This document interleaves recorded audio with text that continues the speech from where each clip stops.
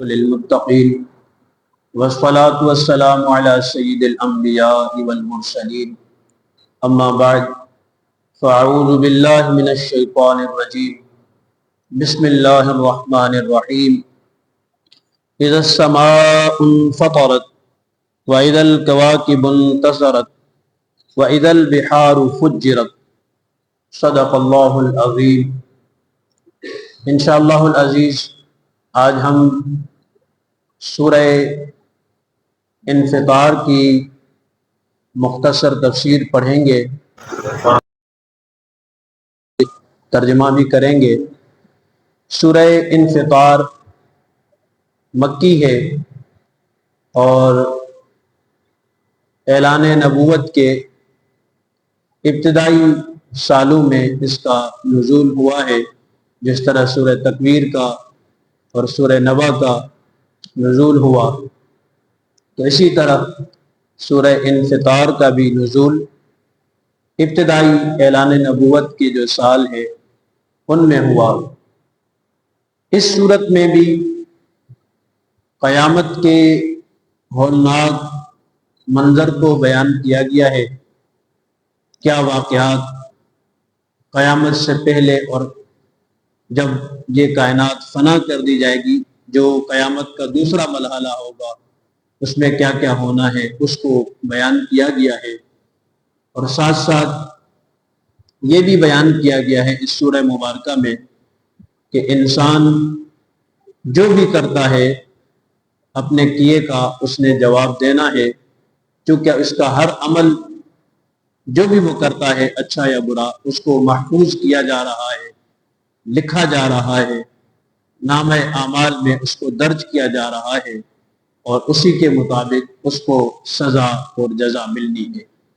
اللہ تبارک و تعالی جل شانہ نے ارشاد فرمایا اذا السماء انفطرت، جب آسمان پھٹ جائے گا۔ انفطار کا معنی ہوتا ہے پھٹنا، تو آسمان جب پھٹ جائے گا اور ہر جگہ سے ایسے محسوس ہوگا کہ دروازے بن چکے ہیں، اور دوسری آیت میں اللہ تعالیٰ نے آسمان کے لیے فرمایا ہے کہ ایسے لگے گا جیسے اس کی کھال اتار لی گئی ہو، تو ایک وحشت کا منظر پیش کرے گا آسمان۔ اذا السماء انفطرت، جب آسمان پھٹ جائے گا۔ وَإِذَا الْكَوَاكِبُ انْتَثَرَتْ، اور جب ستارے بکھر جائیں گے، ایک ایک ستارہ جو ہے گر پڑے گا، جھڑ پڑے گا آسمان سے۔ وَإِذَا الْبِحَارُ فُجِّرَتْ، اور جب سمندروں کو بہا دیا جائے گا۔ آج زمین پر جو سمندر ہے، جو کھارے پانی کا سمندر ہے، وہ میٹھے پانی میں نہیں آتا، اور میٹھے پانی کے جو دریا ہے وہ کھارے پانی میں مکس نہیں ہو جاتے، لیکن قیامت کے دن یہ جو قدرتی بند جو ہمیں نظر نہیں آتے یہ ختم کر دیے جائیں گے، اور ساری زمین کا پانی ایک دوسرے سے مکس ہو جائے گا۔ اور پھر دوسری آیت میں سورہ تکویر میں یہ بھی فرمایا گیا ہے کہ پھر سمندر کے پانی میں آگ کے شعلے بھڑک اٹھیں گے۔ تو یہ پہلے پانی سارا مکس ہو جائے گا، کھارا پانی میٹھا پانی۔ ایک تفسیر یہ بھی کی گئی ہے کہ سمندروں کو بہا دیا جائے گا، اس کا مطلب یہ ہے کہ کھارا پانی اور میٹھا پانی مکس ہو جائے گا۔ جو بیچ میں رکاوٹ ہے قدرتی طور پہ ہمیں نظر تو نہیں آتی، اس رکاوٹ کو ختم کر دیا جائے گا اور سارا پانی مکس ہو جائے گا۔ پھر اس کے بعد اس میں آگ کے شعلے بھڑک اٹھیں گے اور یہ پانی جو ہے ختم ہو جائے گا۔ تو وَإِذَا الْبِحَارُ فُجِّرَتْ، جب سمندروں کو بہا دیا جائے گا۔ وَإِذَا الْقُبُورُ بُعْثِرَتْ، اور جب قبروں کو اکھیڑ دیا جائے گا، کھول دیا جائے گا، شک کر دیا جائے گا، ان کو چیر دیا جائے گا۔ جو کچھ ان قبروں میں ہوگا ان کو زندہ کر کے اٹھایا جائے گا، یعنی انسانوں کو اٹھایا جائے گا، زندہ کیا جائے گا اور میدان محشر کی طرف جمع کیا جائے گا۔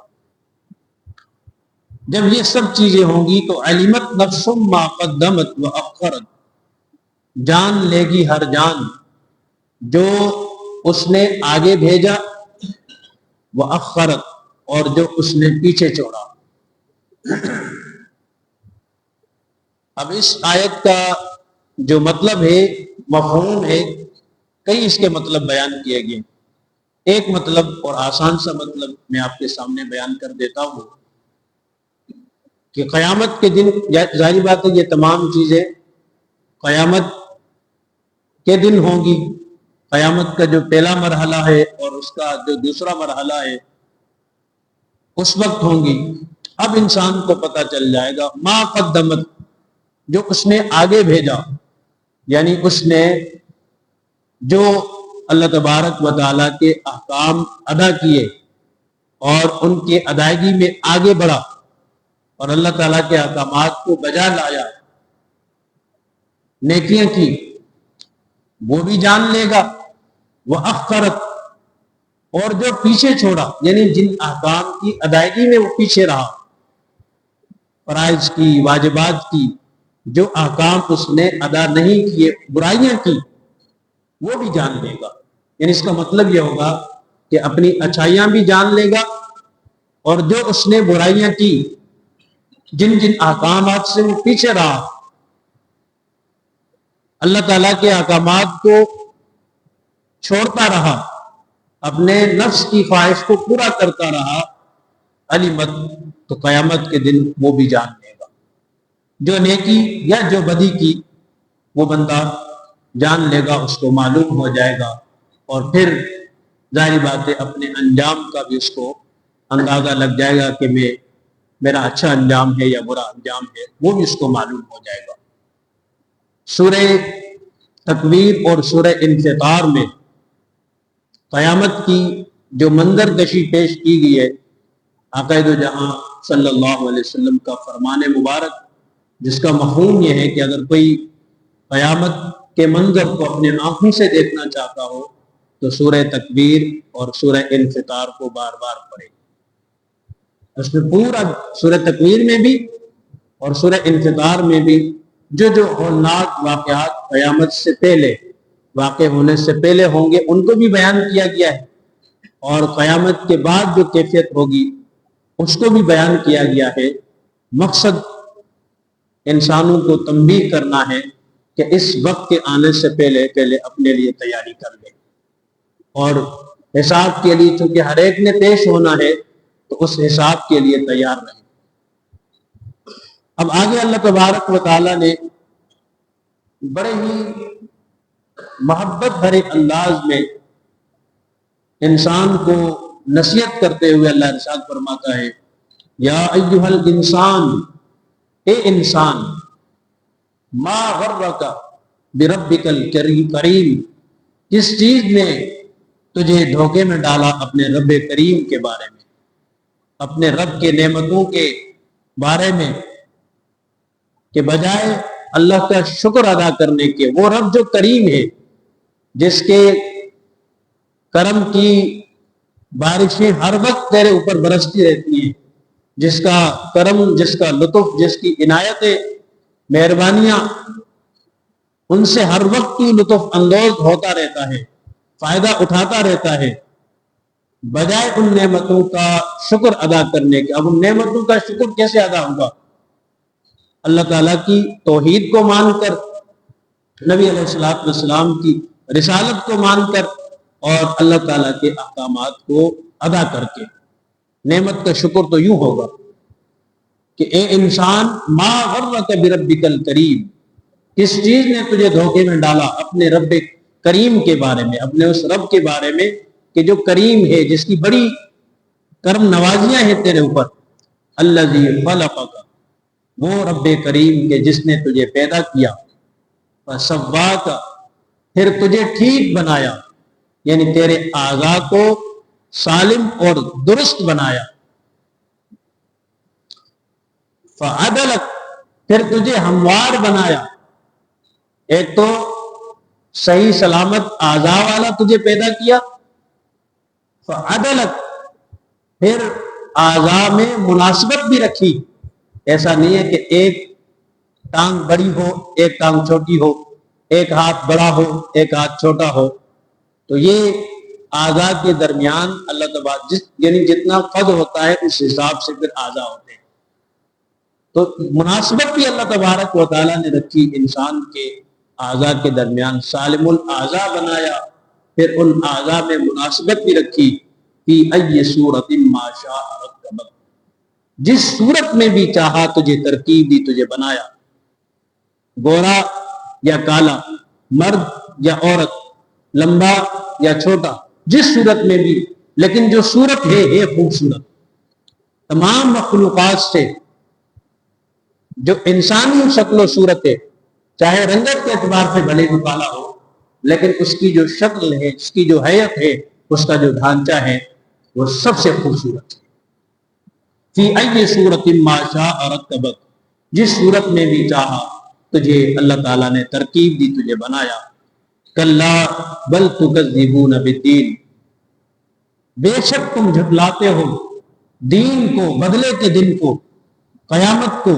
اے کافروں، اے کفار قریش اور قیامت تک آنے والے جتنے بھی منکر ہیں، ان کے بارے میں اللہ نے فرمایا کہ تم جھٹلاتے ہو دین کو۔ دین کا مطلب ہوتا ہے بدلے کا دن، یعنی قیامت، اس کو تم جھٹلاتے ہو۔ حالانکہ وَإِنَّ عَلَيْكُمْ لَحَافِظِينَ، بے شک تمہارے اوپر نگران مقرر ہیں، حافظین ہیں، حفاظت کرنے والے ہیں، نگران ہیں، جو تمہارے ہر عمل کو لکھ رہے ہیں، ریکارڈ کر رہے ہیں۔ وہ حافظین کون ہیں؟ وہ نگران کون ہیں؟ کرامن، بڑے ہی معزز ہیں، عزت والے ہیں، اللہ کے ہاں ان کا بڑا مقام اور مرتبہ ہے، اور اتنے شرف و فضیلت والے ہیں کہ نہ تو اپنی طرف سے کوئی عمل لکھتے ہیں تمہارے نامہ اعمال میں، اور نہ ہی ان کو کوئی رشوت دی جا سکتی ہے، ان کو خریدا جا سکتا ہے کہ جو تم عمل کرو وہ نہ لکھیں، بلکہ ان کا عالم تو یہ ہے کہ جو تم سوچتے ہو، تمہارے دل میں جو بات آتی ہے تو اس کو بھی وہ جان لیتے ہیں۔ اللہ تبارک و تعالیٰ نے ان کو یہ قدرت عطا فرمائی۔ ہر انسان کے ساتھ دو فرشتے ہوتے ہیں، کرامن کاتبین، جو اس کے اعمال کو لکھتے ہیں، چاہے مسلمان ہو یا کافر ہو، ہر ایک کے ساتھ۔ سیدھے کاندھے پر نیک عمل لکھنے والے، الٹے کاندھے پر اس کا جو برا عمل ہے وہ لکھا جاتا ہے۔ اچھا، اب سوال ہوگا، کافر کا تو کوئی نیک عمل ہوتا ہی نہیں ہے، تو کیا کافر کے سیدھے کاندھے پر بھی فرشتہ ہوتا ہے؟ بالکل ہوتا ہے۔ اب اس کا چونکہ نیک عمل ہوتا نہیں ہے، تو الٹے کاندھے پہ جو فرشتہ اس کی برائی لکھتا ہے، سیدھے کاندھے والا فرشتہ اس پہ گواہ بن جاتا ہے۔ ہوتا ہر انسان کے ساتھ، چاہے وہ مومن ہو یا کافر ہو، ہر انسان کے ساتھ اس کے دانے کاندھے پہ اور بائیں کاندھے پہ فرشتے مقرر ہیں۔ اب مومن چونکہ نیک عمل بھی کرتا ہے، اس کا نیک عمل قبول ہوتا ہے۔ کافر کا دنیا میں اگر کوئی نیک عمل کرتا ہے تو دنیا میں ہی اس کو اجر اور صلہ دیا جاتا ہے، قیامت کے دن کوئی اس کو اجر نہیں ملے گا۔ اب وہ دنیا میں کیا اجر صلہ ہوتا ہے؟ مال کی کشادگی ہو جاتی ہے، دوسرے طریقے سے اس کے ذرائع میں آسانی کر دی جاتی ہے، رزق میں اس کی کشادگی ہو جاتی ہے، دنیا اس کے لیے بہتر بنا دی جاتی ہے، بس یہی اس کو دنیا میں ہی اجر دیا جاتا ہے۔ آخرت میں کوئی اجر نہیں، کیونکہ آخرت کے اجر کے لیے ایمان ضروری ہے۔ تو فرمایا تم جھٹلاتے ہو بدلے کے دن کو، قیامت کے دن کو، حالانکہ وَإِنَّ عَلَيْكُمْ لَحَافِظِينَ، تمہارے اوپر محافظ ہیں، نگران ہیں۔ وہ نگران کیا ہے؟ کرامن، بڑے ہی عزت والے ہیں، کاتبین، لکھنے والے ہیں، یعلمون ما تفعلون، تم جو بھی کرتے ہو وہ جانتے ہیں، یہاں تک کہ تم جو سوچتے ہو وہ بھی جانتے ہیں۔ ان الابرار لفی نعیم، بے شک نیک لفی نعیم، چین میں ہوں گے، آرام میں ہوں گے۔ وان الفجار لفی جحیم، اور بے شک بدکار جہنم میں ہوں گے۔ یصلونہا یوم الدین، جہنم میں داخل ہوں گے قیامت کے دن۔ وما ہم عنہا بغائبین، اور وہ اس سے، جہنم سے غائب ہونے والے نہیں ہیں، چھپ جانے والے نہیں ہیں کہ کہیں چھپ سکے اور ان کو ڈھونڈا نہ جا سکے، تلاش نہ کیا جا سکے، ایسا نہیں ہوگا۔ جو جہنم کا مستحق بنے گا، جو اپنے کرتوتوں کی وجہ سے، اعمال کی وجہ سے جہنم کا حقدار بن جائے گا، اس کو جہنم میں داخل کیا جائے گا۔ تو وما هم عنها بغائبین، اور نہیں ہے وہ جہنم سے چھپنے والے۔ وما ادراک ما یوم الدین، اور آپ نے کیا جانا کہ بدلے کا دن کیا ہے، کتنا خطرناک دن ہوگا اور کتنا وحشتناک دن ہوگا۔ ثم ما ادراک ما یوم الدین، پھر آپ نے کیا جانا کہ بدلے کا دن کیا ہوگا۔ یوم، یہ وہ دن ہوگا، لا تملک نفس لنفس شیئا، کہ کوئی جان کسی جان کے لیے کسی چیز کی مالک نہیں ہوگی۔ کسی کو بھی نہ چھڑانے کا اختیار ہوگا، نہ بچانے کا اختیار ہوگا، نہ حمایت کا اختیار ہوگا، نہ مدد کا اختیار ہوگا اللہ کے اذن کے بغیر۔ جب تک اللہ تعالیٰ اجازت نہیں دے گا، سب بادشاہوں کی جو عارضی بادشاہی ہے جو دنیا میں تھی وہ ختم ہو جائے گی۔ وہاں اگر کسی کی سلطنت ہوگی، بادشاہی ہوگی، تو وہ رب کائنات جل جلالہ۔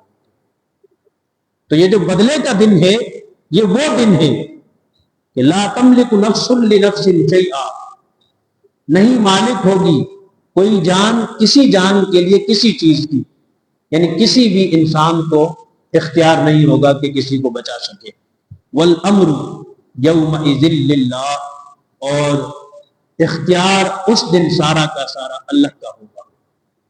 جب تک اللہ تعالیٰ کی طرف سے کسی کو اذن اور اجازت نہیں ملے گا، تب تک کوئی بھی سفارش نہیں کرے گا۔ اور سب سے پہلے اگر اذن ملے گا تو آقا دو جہاں صلی اللہ علیہ وسلم کو اذن ملے گا، اور حضور علیہ السلام کو شفاعت کا اذن ملے گا، اجازت ملے گی۔ پھر اس کے بعد جو نیک ہوں گے، اللہ کے ولی ہوں گے، شہید ہوں گے، صدیق ہوں گے، وہ بھی اپنے متعلقین کی، علماء اپنے متعلقین کی، اور جو نیک ہدایت باتیں وہ بھی سفارش کریں گے۔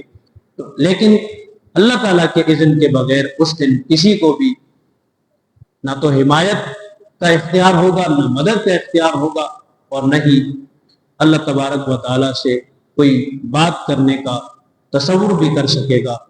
سارا کا سارا اختیار حکم اللہ کا ہوگا۔